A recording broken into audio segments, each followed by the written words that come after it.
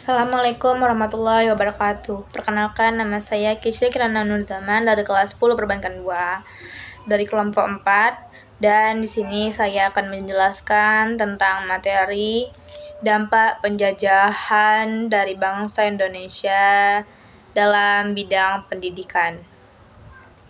Indonesia adalah salah satu negara yang pernah dijajah oleh Jepang selama 3,5 tahun, dari tahun 1942 sampai 1945. Penjajahan Jepang membawa berbagai dampak bagi seluruh warga masyarakat Indonesia, termasuk dalam bidang pendidikan.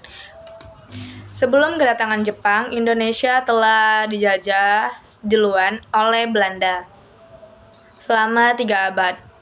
Sistem pendidikan yang diterapkan oleh masyarakat Belanda sangat diskriminatif dan tidak merata. Hanya sebagian masyarakat kecil yang mengenyam bagian pendidikan formal, terutama pada golongan priani, bangsawan atau elit. Masyarakat Indonesia hanya mendapatkan pendidikan informal sebagai pesantren, surau, dan sekolah biasa saja. Pendidikan formal dapat terbagi 3, yaitu adalah yang pertama ada HIS, Hollandes Inlandenhuis School, untuk pendidikan dasar. Yang kedua ada MULO, Leer Ullegebel Onderwijs, untuk pendidikan menengah. Dan yang terakhir ada AMS, Igement Berschool, untuk pendidikan tinggi. Mengkaji dampak kebijakan pendidikan di Indonesia pada masa pendudukan Jepang tahun 1942 sampai 1945. Metode penelitian yang digunakan dalam metode penelitian sebagai berikut. Ada 4. Yang pertama ada heuristik, yang kedua kritik sumber, yang ketiga ada introspeksi, yang keempat ada penyajian. Pendekatan pada penelitian menggunakan pendekatan antropologi, pendidikan, serta teori yang digunakan dalam penjajahan, teori instruksionisme simbolik dalam Elnefrin Burovana.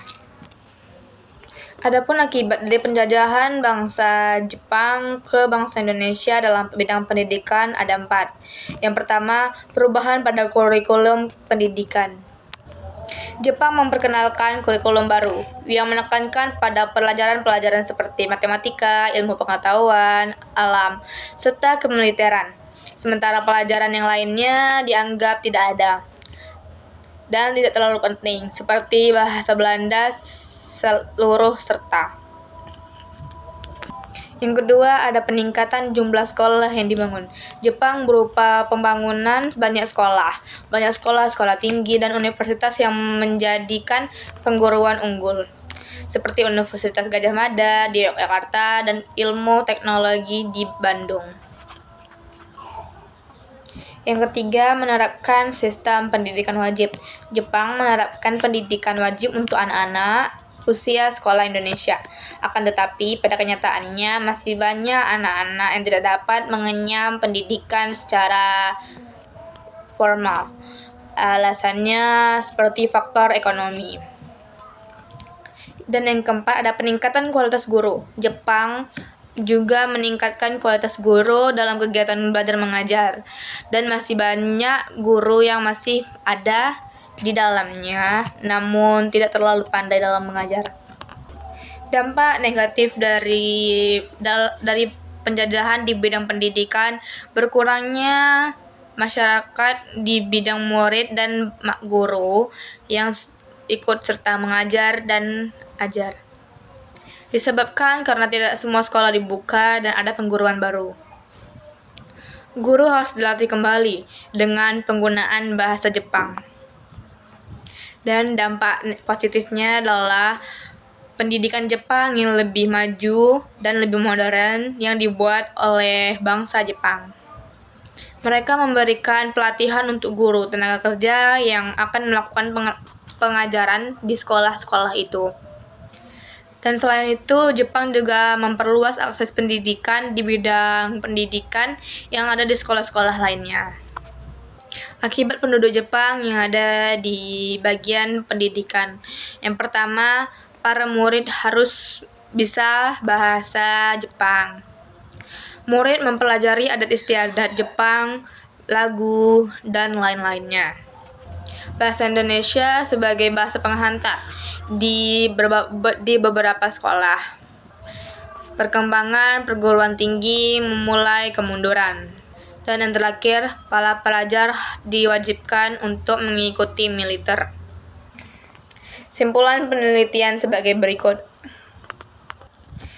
Perubahan kebijakan masa penduduk Jepang dilakukan dalam Jepang dengan dasar tujuan kemakmuran bersama Asia Timur. Kebijakan pendidikan berubah-ubah dengan kebijakan yang baru oleh Jepang menghilangkan kebijakan kolonial Belanda.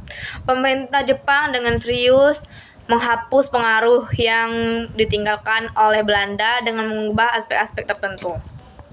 Buku-buku bahasa Belanda yang dibolehkan sebelumnya lalu tidak dibolehkan dengan simbol-simbol penjajahan sebelumnya. Dihancurkan dengan pengaruh dari penjajahan sebelumnya dihancurkan. Dengan dihancurkan, pengaruh dari penjajahan sebelumnya dapat memasuki era baru, yakni masa pendudukan Jepang di Indonesia tahun 1942 sampai 1945. Dilakukan karena mewajibkan digunakan oleh murid-murid menggunakan bahasa Jepang. Sekian penjelasan dari saya, Kece Kirana Nur Zaman. Saya minta maaf apabila ada kesalahan. Wassalamualaikum warahmatullahi wabarakatuh.